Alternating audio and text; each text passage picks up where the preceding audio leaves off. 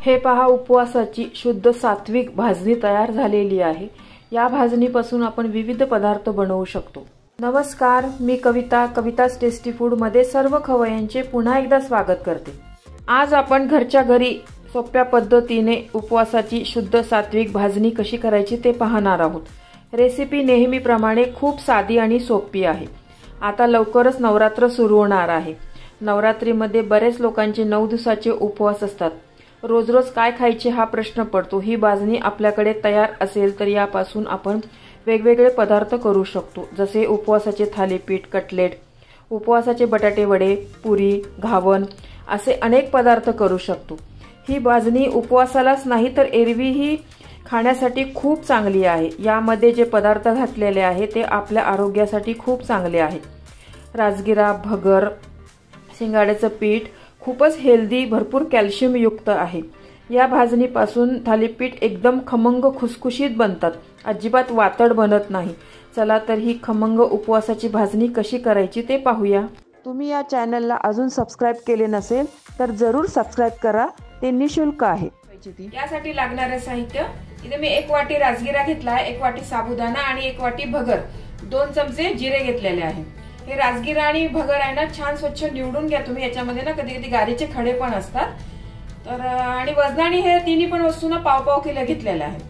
आता आपण याला खमंग गॅसवर छान भाजून घेऊया। गॅसवर मी कढई गरम करायला ठेवलेली आहे।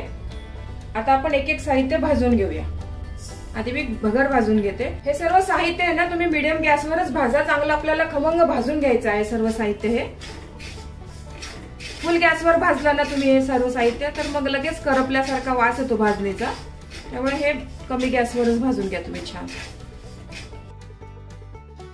तुम्ही अजून या चॅनलला सबस्क्राइब केले नसेल तर सबस्क्राइब बटनला क्लिक करा आणि बेल आयकॉनला प्रेस करायला विसरू नका, जेणेकरून नवीन रेसिपीचे नोटिफिकेशन तुम्हाला येतील। हे पण 3 ते 4 मिनिट झालेला आहे। आपली भगर ना मस्त खरपूस मस्त खमंग भाजून घेतलेली आहे। कलर पण चेंज झालाय बघा भगरीचा, असं फुलल्यासारखी दिसते भगर आणि पांढरी शुभ्र झाली आहे आणखी। आता ही भगर ना मी एका प्लेटमध्ये काढून घेते। याच कढईमध्ये ना आता राजगिरा पण भाजून घेते। राजगिरा पण असाच आपल्याला मीडियम गॅसवर भाजून घ्यायचा आहे। राजगिरा कुठपर्यंत भाजायचा, आपले तो फुलल्यासारखा होतो बघा, चटचट उडतो राजगिरा भाजल्यावर, तिथपर्यंत भाजून घ्यायचा आहे आपल्याला। राजगिरा पण बघा आपला छान मस्त भाजत आलाय, फुला लागलाय बघा। आता असं पॉपकॉर्न सारखा छान त्याच्या लाह्या बनायला लागल्या बघा। आपल्याला ना इथपर्यंतच भाजून घ्यायचा आहे तो। याला पण हे 3 ते 4 मिनिट लागले भाजायला।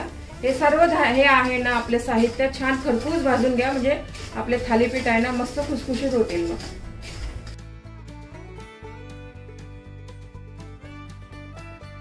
राजगिऱ्याच्या बघा आपल्या कशा लाह्या मस्त फुलायला लागल्या आहे। आपल्याला इथपर्यंतच आता ही राजगिरा भाजून घ्यायचा आहे। हा चटचट असा आवाज यायला लागलाय बघा तो। आता मी राजगिरा आपण काढून घेते। आपण आता याच पद्धतीने साबुदाणा पण भाजून घेऊया।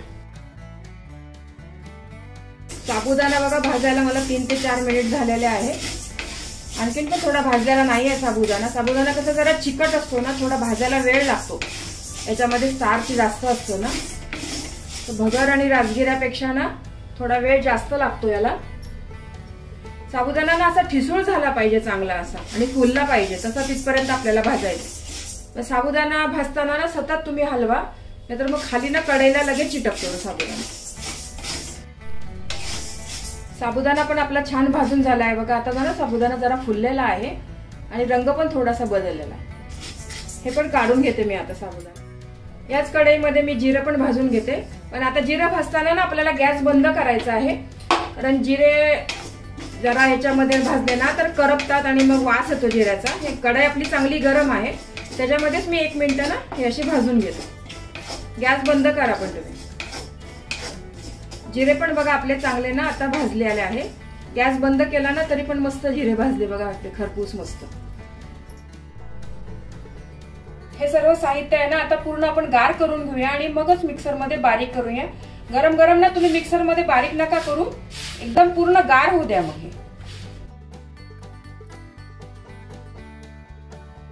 हे मिश्रण पूर्ण गार झालेलं आहे बघा। आता आपण हे मिक्सर मध्ये बारीक करूया। तुमच्याकडे जर घरगुती गिरणी असेल ना तर तुम्ही त्यामध्ये पण हे बारीक करू शकता, त्यात पण हे छान दळलं जातं मस्त मिश्रण हे। आणि हे जास्त प्रमाणात घ्यायचं असेल तुम्हाला हे तर तुम्ही ह्याचं साहित्य घेतलेलं आहे ना हे तर दुप्पट पण घेऊन ही अशी भाजणी आपण करू शकतो। हे मिश्रण जास्त आहे ना तर मी हे 2 टप्प्यामध्ये बारीक करते आता। हे पहा हे मिश्रण मी असं बारीक करून घेतलेलं आहे। आपल्याला ना हे एकदम मैद्यासारखं पण नको आहे, थोडंसं ना रवाळ पाहिजे म्हणजे आपले थालीपीठ आहे ना चांगले खुसखुशीत होतील। आणि हे रवा गाळण्याची गाळणी आहे ना त्याच्याने हे गाळून घेते मी।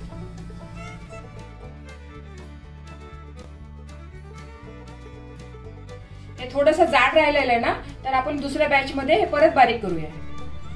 दुसरी बॅच पण मी अशी छान दळून घेतलेली आहे, हे पण असं गाळून घेऊया आपण। हे जे मी प्रमाण घेतलेलं आहे ना याच्यामध्ये ना हे पीठ आपलं 1.5 किलो तयार होतं हे भाजणीचं पीठ। आता नवरात्राचे दिवस येत आहे, रोज रोज बरेच लोकांचे उपवास असतात, रोज रोज काय करावं असा प्रश्न पडतो ना, तर असं थालीपीठची भाजणी घरात असेल ना तर पटकन आपण छान थालीपीठ बनवू शकतो। हे पहा आपली मस्त खमंग उपवासाची भाजणी तयार झालेली आहे। जिऱ्यामुळे या भाजणीचा मस्त खमंग वास येतोय। या भाजणीपासून आपण थालीपीठ, कटलेट, उपवासाची पुरी, उपवासाचे वडे असे अनेक पदार्थ करू शकतो। ही भाजणी एअरटाईट डब्यात 4 ते 5 महिने चांगली राहते। या भाजणीपासून थालीपीठ कसे करायचे याचा व्हिडिओ पण मी नक्की शेअर करेन। ही भाजणी तुम्ही नक्की घरी करून पहा। तुम्हाला ही रेसिपी आवडली असेल तर तुमच्या मित्रमैत्रिणी आणि नातेवाईकांबरोबर शेअर करा, व्हिडिओला लाईक करा व चॅनलला सबस्क्राईब करा। रेसिपीला कमेंट्स करा, तुमच्या कमेंट्स वाचायला मला फार आवडतात। तुमच्या लाईक्स आणि कमेंट्समुळे माझा उत्साह वाढतो आणि नवनवीन व्हिडिओ बनवण्यासाठी प्रोत्साहन मिळते। त्याचबरोबर तुम्ही मला फेसबुक, इंस्टाग्राम आणि पिनट्रेस्टवर देखील फॉलो करू शकतात, त्यांची लिंक डिस्क्रिप्शन बॉक्समध्ये दिलेली आहे। तुम्ही ही रेसिपी कोणत्या गावातून पाहताय तेही सांगा। तर पुन्हा भेटूया एका नवीन रेसिपीसह, तोपर्यंत मस्त खा, काळजी घ्या, धन्यवाद।